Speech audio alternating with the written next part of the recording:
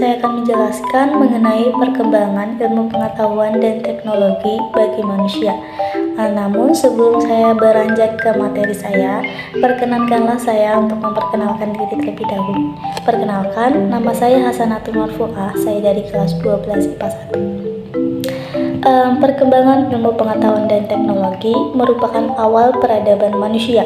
Melalui akal dan pikiran yang dianugerahkan Tuhan Yang Maha Esa, manusia menciptakan berbagai macam teknologi untuk menunjang kehidupannya, mulai dari smartphone yang sangat dekat dengan kita hingga satelit luar angkasa. Yang pertama, saya akan membahas mengenai hakikat ilmu pengetahuan dan teknologi bagi manusia. Selama perjalanan, umat manusia telah banyak sekali menciptakan berbagai macam kebudayaan yang meliputi 7 unsur. 7 unsur tersebut merupakan unsur-unsur budaya pokok yang pasti ada di belahan bumi manapun. Menurut Kunjaraningrat, ketujuh unsur tersebut yaitu meliputi teknologi, ekonomi, organisasi, sosial, budaya, iptek, dan juga religius.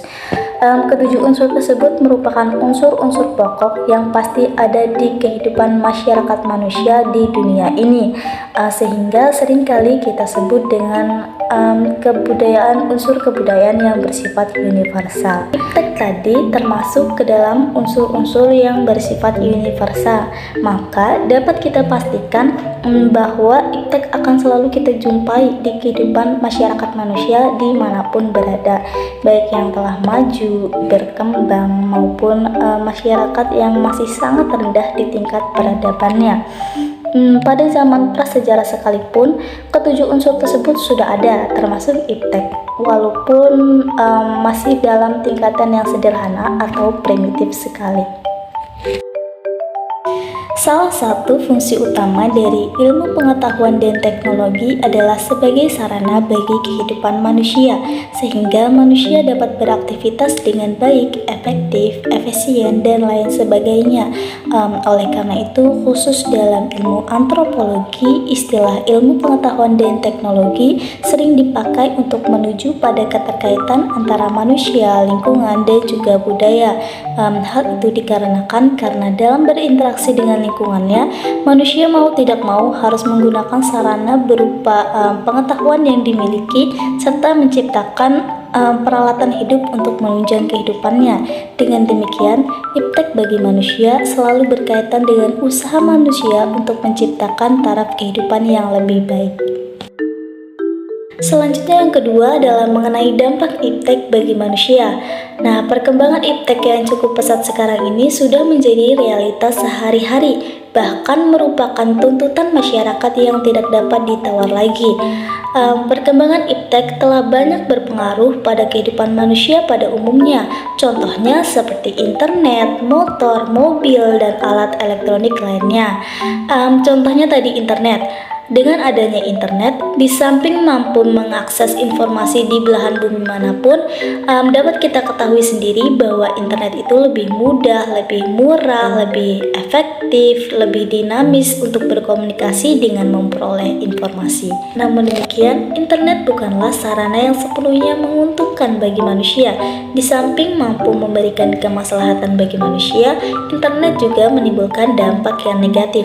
Bahkan dampaknya tidak dapat dianggap remeh, tergolong ke dalam masalah yang serius. Contohnya seperti kejahatan komputer, pornografi, terorisme digital, hacker, dan lain sebagainya. Perkembangan iptek yang begitu besar, terlepas dari dampak buruk atau baiknya, perkembangan iptek tidak seharusnya dihambat, bahkan harus didukung ke arah yang lebih positif dan menguntungkan, tidak dari segi ekonominya, melainkan juga dari segi ekologinya. Yang terakhir yaitu terkait tentang problematika iptek bagi manusia. Problematika iptek yang dihadapi manusia khususnya di Indonesia terkait tentang pemanfaatan dan kemampuan iptek, diantaranya yang pertama adalah rendahnya kemampuan iptek nasional dalam perkembangan global, yang kedua adalah rendahnya kemampuan iptek nasional di sektor produk, yang ketiga adalah belum berkembangnya kebudayaan iptek di kalangan masyarakat, dan yang terakhir adalah lemahnya sinergi kebijakan iptek, sehingga kegiatan iptek iptek belum sanggup memberikan hasil yang signifikan, dan lain sebagainya. Itu tadi seputar ilmu pengetahuan dan teknologi, yaitu mengenai hakikat dari iptek, dampak dari iptek, dan juga problematika dari iptek itu sendiri. Baik, sekian yang dapat saya sampaikan. Mohon maaf apabila ada kesalahan. Terima kasih. Wassalamualaikum warahmatullahi wabarakatuh.